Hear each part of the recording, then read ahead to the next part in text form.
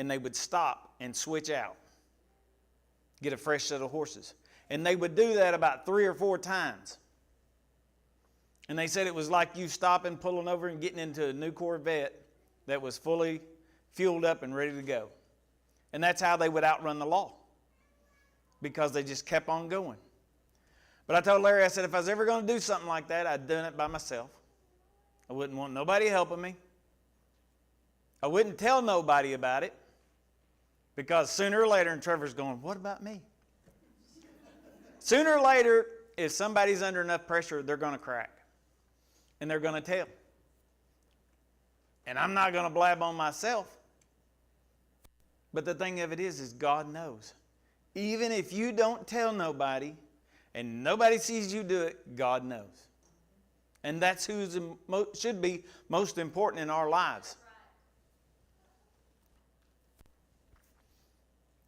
You might get away with it in this lifetime. Some people have.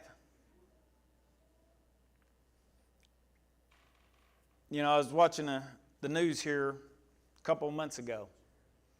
And I can remember over 30 years ago when the little girl was kidnapped at the ball field in Van Buren, Morgan Nick. And they just recently announced who the person was that took her. And they had went back, you know, because they had descriptions of the truck and everything. It's a bright red Ford with white camper shell on it and stuff. And this person was a person of interest at the time, but they didn't have all the DNA evidence and stuff back then. But they got new information within his last year or so. And they went back and they found that man's truck.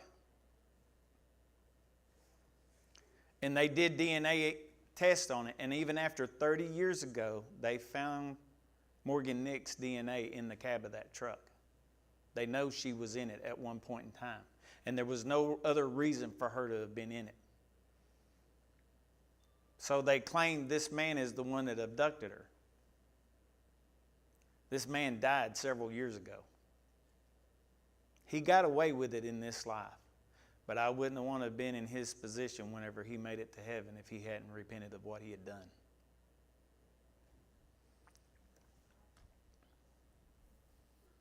You might get away with it in this life, but then again, you may not. You know, a few years back, Kim was living in Tulsa. And she kept wanting me and Ray to come up there to go out with her, to eat. She said, I found this little pub. All my friends have been talking about it, a little Irish place. And she said, I want to take y'all there to eat. So we go there to eat. And as I'm in there, and of course, I'm not a drinker. Never really cared for it. But when I sat down, I ordered a beer. They asked me if I wanted something to drink. I said, yeah, I'll take a Guinness. Now, I'm the associate pastor of this church. But here's something you need to understand. I've never been drunk a day in my life. I have never had any kind of convictions over it because it never had a hold on me.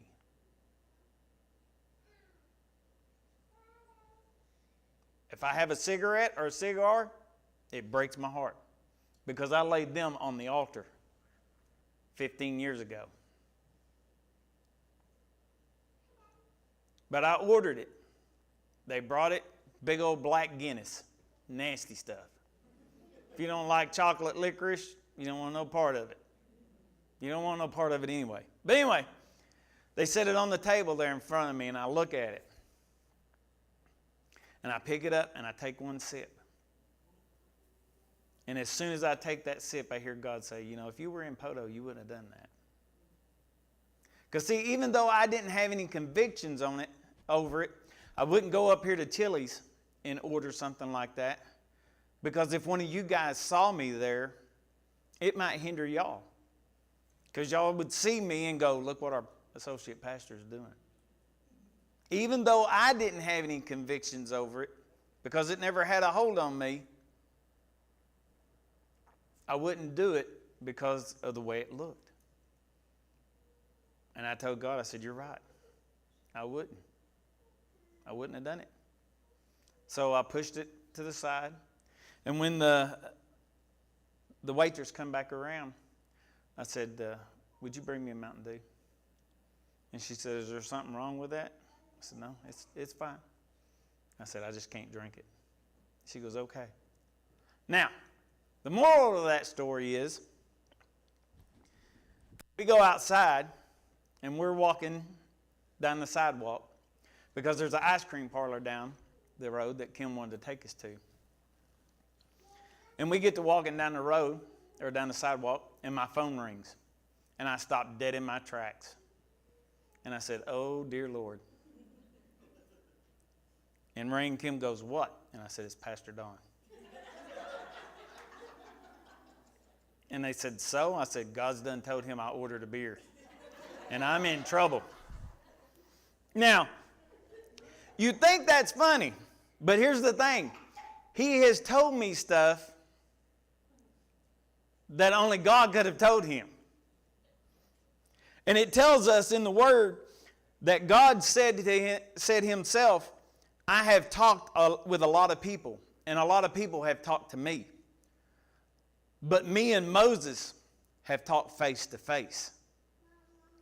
See, there's a difference with talking to God and fellowshipping with Him.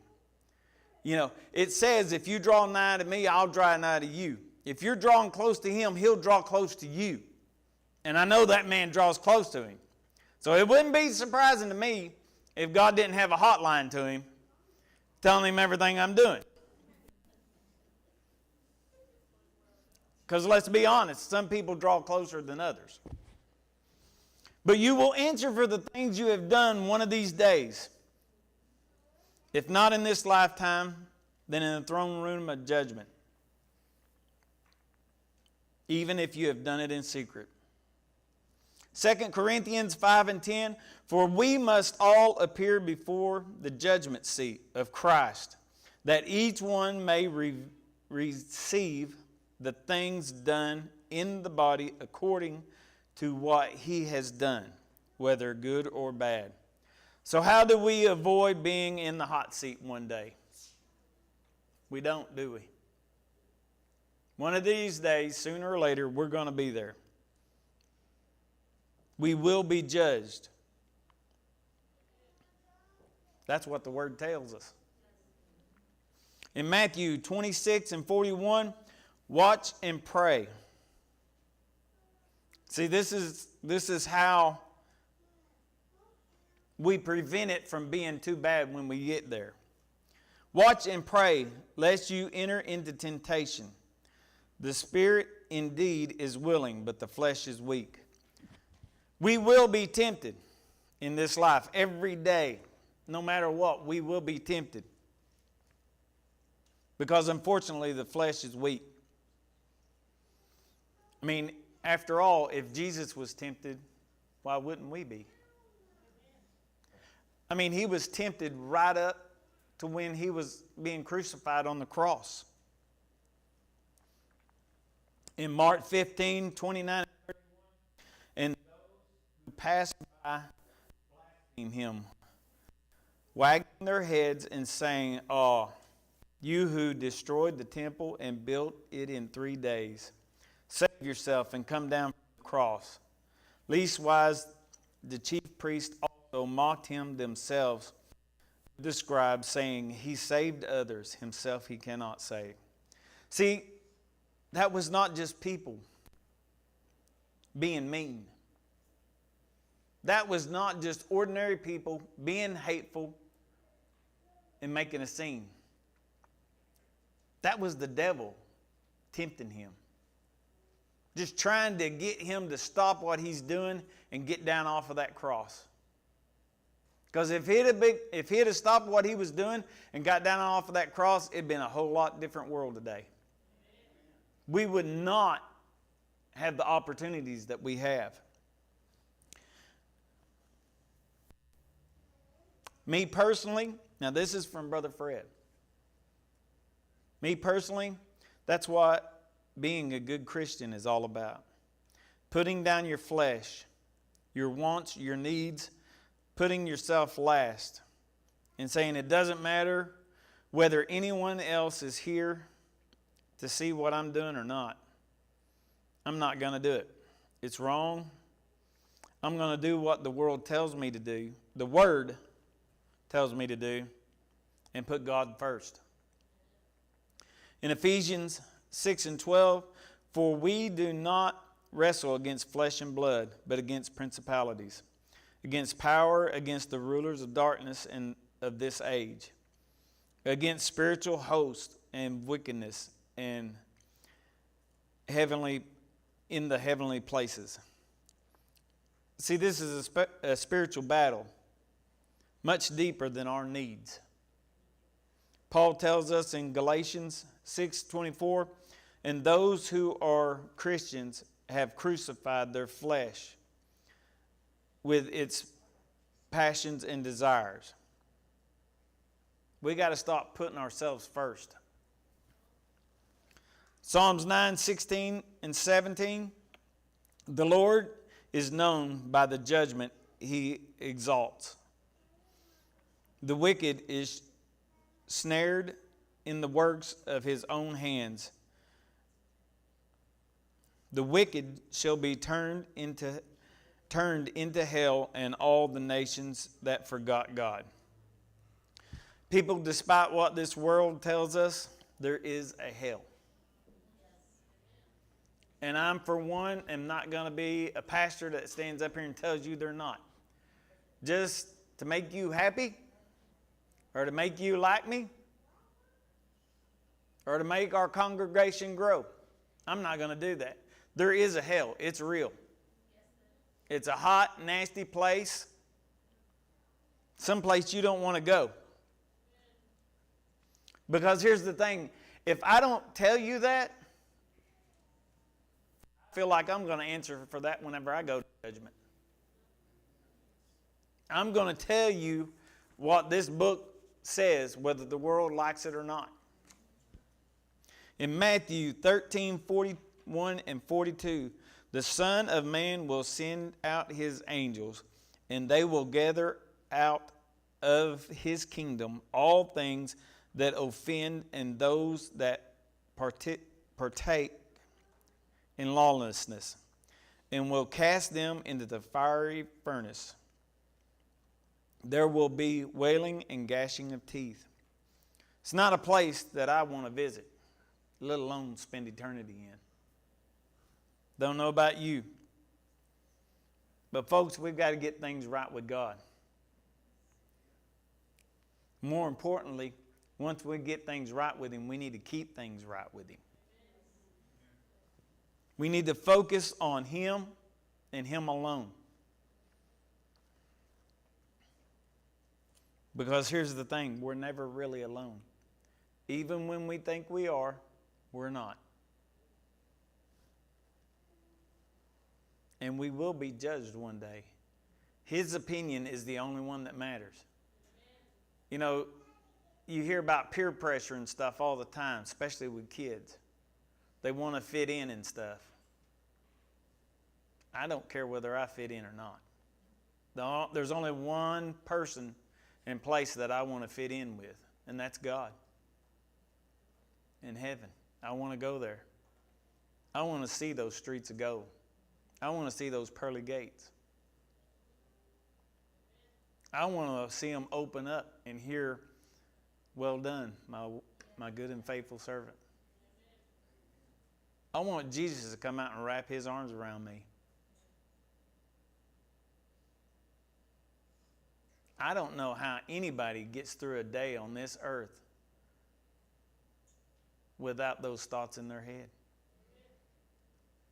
This is a tough world, and it's getting tougher by the day.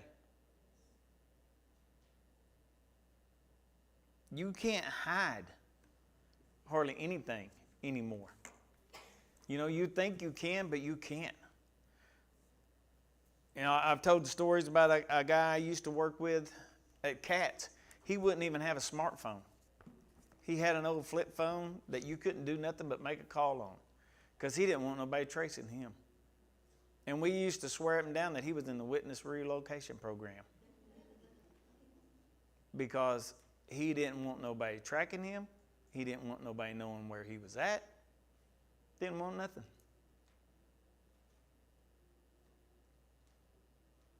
We got to get things right with God. Put him first in our lives and keep him there. If we would, let's stand this morning. If you have any special needs or special prayer requests, come up, we'll pray with you.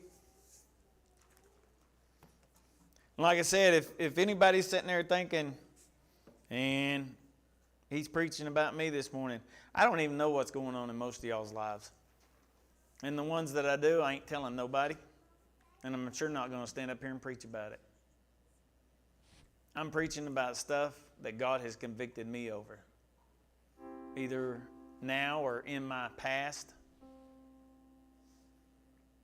Things not only that he wants changed, but that I want changed. If you've got some things in your life that you want changed, meet me at the altars this morning.